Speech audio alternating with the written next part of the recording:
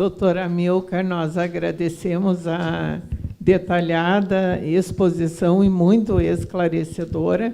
E tenho aqui algumas perguntas da plateia. A pergunta aqui do nosso colega Wagner Rinaldi. Engenheiro Wagner Rinaldi, da CE. Então, é sobre a questão de financiamento. No início da sua apresentação, o senhor comentou as questões de financiamento da expansão era um problema nos anos 2000 e que hoje isso estaria equacionado. No entender do perguntante, não parece que os bancos de fomento para infraestrutura concordam com esta afirmação, a exemplo dos lotes de transmissão vencidos por empresas brasileiras e que estão em atraso por claras razões financeiras. Então, o que o senhor poderia colocar em aditamento a isso? Eu acho que, não estou dizendo que está equacionado, que financiamento nunca está completamente equacionado, mas hoje, no mundo, existe uma oferta de capital muito grande. Então, se você... E não por acaso, vários agentes estrangeiros têm chegado no país, aportado investimento, não necessariamente usando recursos, por exemplo, de BNDES e tudo mais. Então, acho que tem essa possibilidade. Isso em outros mercados, isso é muito visível. No Oriente Médio você fez, e no Chile você fez leilões para a expansão de renováveis e vinha com financiamento. A Enel tem trazido capital do exterior, por exemplo. Agora, a questão da transmissão, a questão das brasileiras, ou brasileiras estatais, veja que as estatais todas, especialmente do Grupo Eletrobras, levaram um baque enorme com a medida provisória 579, que converteu em lei. Aquilo retirou recursos. E é como eu falei para vocês, banco adora emprestar dinheiro para quem pode pagar.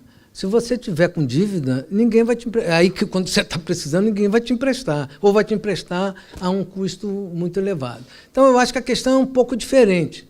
A questão é uma questão dessas empresas. Não é? Lá em 2003, você não tinha essa condição, não tinha essa possibilidade que depois melhorou. O mercado financeiro, inclusive internacional, melhorou muito. Teve uma crise em 2008, mas hoje você tem oferta de capital. Chineses estão investindo no mundo todo, inclusive aqui no Brasil, compraram a EDP em Portugal. Enfim, inclusive a transmissora de Portugal, que lá é transmissor único. Eu acho que a gente não deve misturar a questão estrutural do sistema com a questão estrutural das empresas, especialmente das empresas estatais.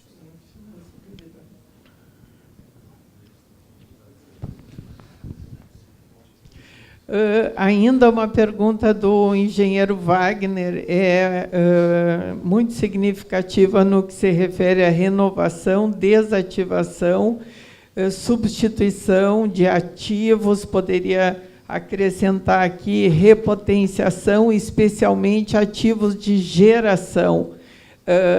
O que o senhor poderia colocar nesse sentido em termos de estudos que já estão sendo feitos pelos órgãos do sistema elétrico? Essa questão é especialmente relevante para as usinas térmicas, né? Seja as térmicas a gás, que na década que vem estão findando seus contratos e seu período de vida útil principal, e principalmente para as térmicas a carvão, especial aqui no sul, em Santa Catarina e Rio Grande.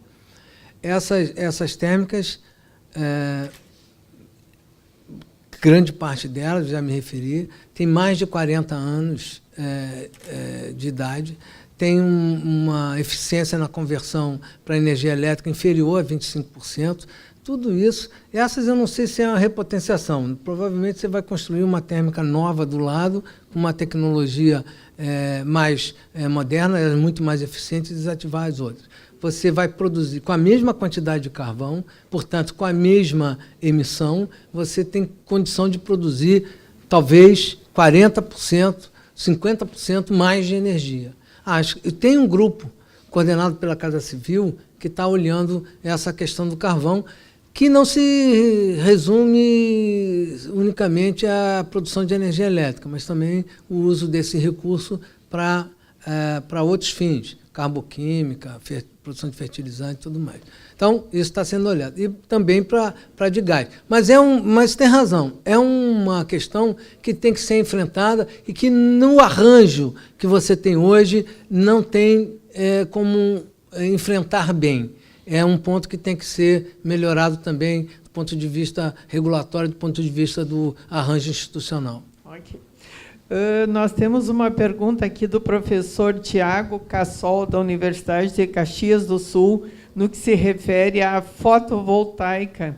Os valores ficaram abaixo do esperado aos possíveis compradores, o que determina um afastamento dos interessados em investir em centrais fotovoltaicas, né, determinando aí toda um freio à entrada de novas empresas e a própria expansão da fotovoltaica no país, né, e diminuindo o ritmo da evolução de toda essa cadeia, né? Quais as considerações que o senhor poderia fazer em relação à nossa expectativa, e um acréscimo meu, sobre a expansão da fotovoltaica e as reais condições para isso? Eu sou mais otimista. Acho que a gente tem que analisar os fatores que levaram a esse preço mais baixo. Um deles é que esses projetos, primeiro, são provavelmente os melhores projetos. Segundo, todos eles têm uma capacidade, têm possibilidade de antecipação da entrega de energia. Então, a gente sabe que num fluxo econômico, os primeiros anos, dado uma taxa de juros, os primeiros anos têm um peso muito grande. Então, você antecipar a receita por 2 anos, pode te dar uma condição muito favorável. Esse preço, esse valor que está colocado aí, é um custo nivelado ao longo de toda a vida útil. Então, se você antecipa, você pode baixar esse preço. Outro é a taxa de retorno com que a taxa esperada, eles podem estar trabalhando com real decréscimo de investimento do custo dos insumos e trabalhando, eventualmente, com financiamento mais barato, né? Isso a gente não sabe, mas é uma possibilidade. Nós estamos aqui com 4 folhas de perguntas e, infelizmente, nós não vamos conseguir atender toda a demanda do público. Nós temos uma pergunta aqui da engenheira Aline Pan. Nos Estados Unidos, na Europa, existe uma disposição, digamos assim, das matrizes energéticas com inserções das renováveis híbridas, né? Então, qual a sua visão e o incentivo, né, no caso brasileiro, por que não incentivar o uso de geradores com biocombustíveis, sistemas híbridos, por que não investir e entender sistemas híbridos de uma maneira mais ampla? Não, a gente olha para os sistemas híbridos. Tem uma nota técnica nossa da IPE que trata especificamente de sistemas híbridos. Há algumas situações que são muito favoráveis, outras nem tanto, mas veja só, não tem nenhum impedimento de um sistema híbrido participar dos leilões. Não tem nenhum impedimento. Como é que a gente faz a ligação? Como é que a gente define o que é que vai comprar? Como é que define esse incentivo? A gente faz o plano indicativo e, a partir do plano indicativo e da oferta de projetos, você define quanto você vai comprar de cada fonte. Então, você tem a indicação do plano, que supostamente está minimizando o custo de expansão, e você tem e quer garantir competição. Então, por exemplo, uma PCH ou híbrido, o que seja, eu posso ter uma indicação no plano de que quero 300 megawatts de PCH, mas só cadastraram para o leilão 400. Eu não vou comprar 300 megawatts, porque 400 por 300 é uma relação baixa que desfavorece a competição. Eu vou sempre procurar conciliar o que está no plano com a oferta de projetos, de modo a garantir que haja competição. Então, se houver projetos, se apresentarem projetos que sejam habilitados, cadastrados e habilitados tecnicamente, eles poderão participar do leilão. Se for preciso a gente avançar na definição, na especificação de um produto, para isso se faz, não tem nenhum impedimento contra isso. Aqui nós temos novamente uma pergunta do Wagner. Ele traz uma questão, a meu ver, também muito pertinente, que é quanto aos players internacionais. Ou seja, nós temos assistido, principalmente por conta, né, da expansão do mercado livre, né, um interesse, ou seja, o Brasil está, né, na tela do mundo pelos potenciais, por um modelo institucional que permite muito, está um modelo muito bem definido e regrado para a expansão e desenvolvimento de projetos eólicos, é um modelo alinhado com modelos de financiamento, por exemplo, do BNDES. Então, o colega aqui traz a preocupação quanto à operação e manutenção. Então, digamos que, enquanto plantas geradoras, o capital privado, nós temos assistido, né, fazer esse suporte à geração no mercado livre. A preocupação é quanto à operação e manutenção da infraestrutura energética do Brasil e como a EP vê isso quanto ao regramento ou colocação de próprios limites para tanto, né?